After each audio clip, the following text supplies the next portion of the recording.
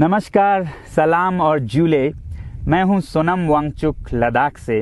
आप में से कुछ लोग हमें जानते होंगे हमारे शिक्षा सुधार के कामों के बारे में, या फिर पर्यावरण के काम में आइस स्तूपा, आर्टिफिशियल ग्लेशियर जैसे कामों के लिए, या फिर आई लिव सिंपली जैसे ग्लोबल मूवमेंट्स जो कि सादा जीवन अपनाकर क्लाइमेट चेंज को रोकने के लिए लोगों को प्रेरित करती है।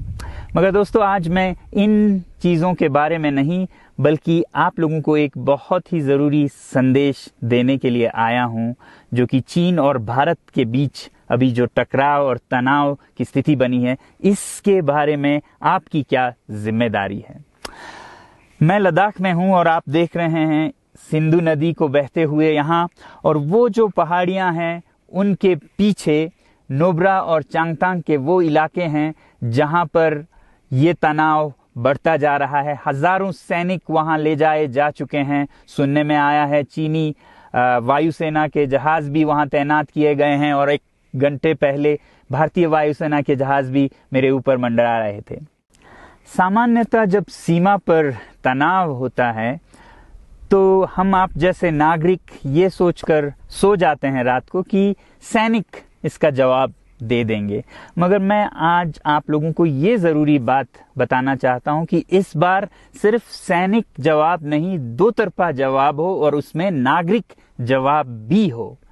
तो आप जैसे नागरिक दिल्ली, मुंबई और बेंगलोर और अनेक शहरों से क्या कर सकते हैं इसमें, ये समझने के लिए पहले हमें समझनी होगी चीन की ये हरकत और वो ऐसा क्यों कर रहा है।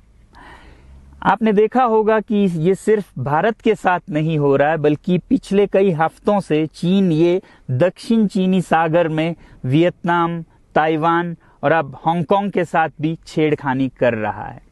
और मेरा ये विश्लेषण है कि वो ये सब किसी देश के साथ दुश्मनी के वजह से ज्यादा अपने अंदर की समस्याओं को सुलझाने के लिए कर रहा है। आज चीन को सबसे बड़ा डर है तो अपने जनता से डर है। उनकी 140 करोड़ की आबादी, जो कि एक बंधुआ मजदूर की तरह बिना मानवाधिकारों के चीनी तानाशाह सरकार के लिए काम करते हैं और उसे धनी बनाते हैं। जब वो नाराज हो जाए तो फिर एक क्रांति की सी परिस्थिति बन पड़ती है, और इससे चीन बहुत डरता है।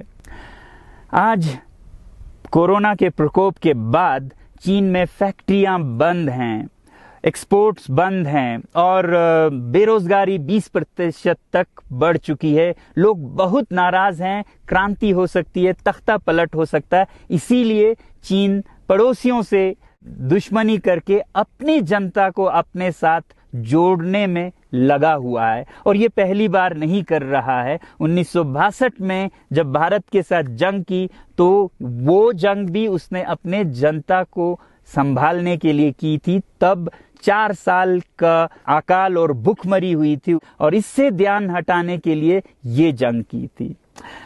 चीन के लिए अपनी जीडीपी और जो खुशहाली है उसे बढ़ाते रहना बहुत ही जरूरी है, और जिस दिन जीडीपी घट जाए वहां की जनता क्रांति के लिए तैयार है। मैं तो कहता हूं कि इस बार भारत की बुलेट पावर से भी ज्यादा वॉलेट पावर काम आएगी। जो नागरिक पैसा खर्चते हैं चीन के सामान को खरीदने में, जरा सोचिए, हम आप भारतीय उद्योग को मारकर चीन से मूर्तियों से कपड़ों तक हर साल 5 लाख करोड़ के सामान खरीदते हैं, और फिर यह पैसा आगे जाकर हमारे सीमा पर हथियार और बंदूक बनकर हमारे सैनिकों के मौत का कारण बन सकती हैं। तो इसलिए अगर हमारे देश के 130 करोड़ लोग और 3 करोड़ जो भारतीय बाहर के देशों में हैं, सब मिलकर भारत में और बल्कि दुनिया भर में एक boycott made in China movement या अभियान शुरू करते हैं, तो आज दुनिया भर में चीन के प्रति रोष है। हो सकता है कि सारी दुनिया साथ आए और इतने बड़े स्तर पर चीनी व्यापार का बॉयकॉट हो कि चीन को जिसका सबसे बड़ा डर था वही हो, यानी कि उसकी अर्थव्यवस्था डगमगाए और उसकी जनता रोष में आए, विरोध और तख्ता पलट। और अगर हम ऐसा नहीं करते हैं तो कितनी बदनसीबी की बात होगी भारत के लिए, ज़रा सोचिए। एक तरफ हमारे सेना सीमा पर जंग लड़ रही होगी और दूसरी तरफ हम आप चीनी सामान, मोबाइल से लेके कंप्यूटर्स, कपड़ों से लेके खिलौनों तक को खरीद कर उनकी सेना को पैसा भेज रहे होंगे, चीन की सेना को। ये तो हुई हार्डवेयर की बात।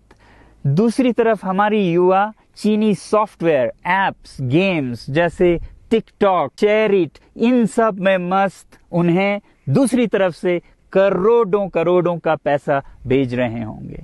तो इसलिए बहुत ज़रूरी है कि हम एक नागरिक जवाब ज़रूर दें और इसे एक अभियान बनाएं, ग्लोबल मूवमेंट की तरह। ये बॉयकॉट मेड इन चाइना का जो अभियान है वो भारत के लिए भी एक वरदान साबित होगी। जैसा कि हमारे प्रधानमंत्री ने एक विजन हमें दिया था स्वावलंबन का, सेल्फ रिलायंस, वो तब हो सकता है जब हमारे अपने उद्योग फलें फूलें।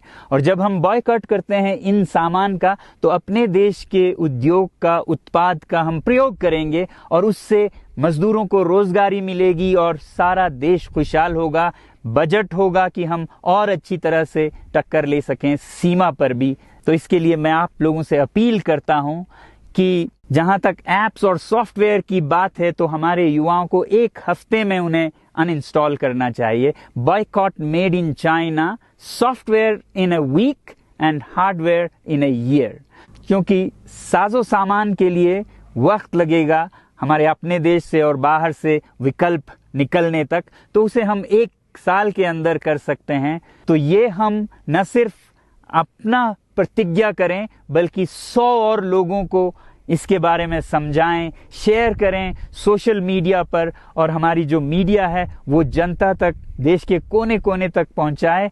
और जैसे ही इसका असर दिखने लगेगा, इंटरनेट से एप्स लाखों में, करोड़ों में अनइंस्टॉल होंगे, तो चीन को संदेश साफ जाएगा और यही एक तरीका उसे मेज पर पहुंचा सकती है जहां पर की बातचीत हो शांति की। तो जाते जाते मैं ये बता दूं कि मैं क्या करने जा रहा हूं। इस फोन पर जो भी चीनी ऐप्स हैं उन्हें तो मैं 1 हफ्ते में हटा रहा हूं, बल्कि ये फोन जो कि चीन में बना है इसे भी मैं 1 हफ्ते में अपनी जिंदगी से अलग कर रहा हूं और 1 साल के अंदर हर वो चीज जिस पे मेड इन चाइना लिखा है उसे जिंदगी से निकालने जा रहा हूं। हमें चीन से, चीनी लोगों से कोई समस्या नहीं है, चीनी सरकार और उनकी रवैयों से समस्या है। जब तक चीन में परिवर्तन ना हो हमें ऐसा करना होगा। और आप लोगों से मैं अपील करता हूं कि आप अपने शहर में, अपने मोहल्ले में ऐसे इवेंट्स करें जहां लोग प्रतिज्ञाएं करें कि चीनी सामान का बहिष्कार करें जब तक चीन में परिवर्तन ना हो। और मैं सालों से कहता रहा हूं कि 21वीं सदी में देश के लिए जान देने की नहीं बल्कि जिंदगी देने की जरूरत है। लद्दाख में बढ़ते हुए ये देश के लिए जान देने का कारोबार बहुत देखा, और जहां एक तरफ मैं सलाम करता हूं उन लोगों के लिए, उन लोगों को जिन्होंने देश के लिए जान दिया, मगर इस 21वीं सदी में मेरा ख्याल है कि देश के लिए जान देने की नहीं, जिंदगी देने की जरूरत है।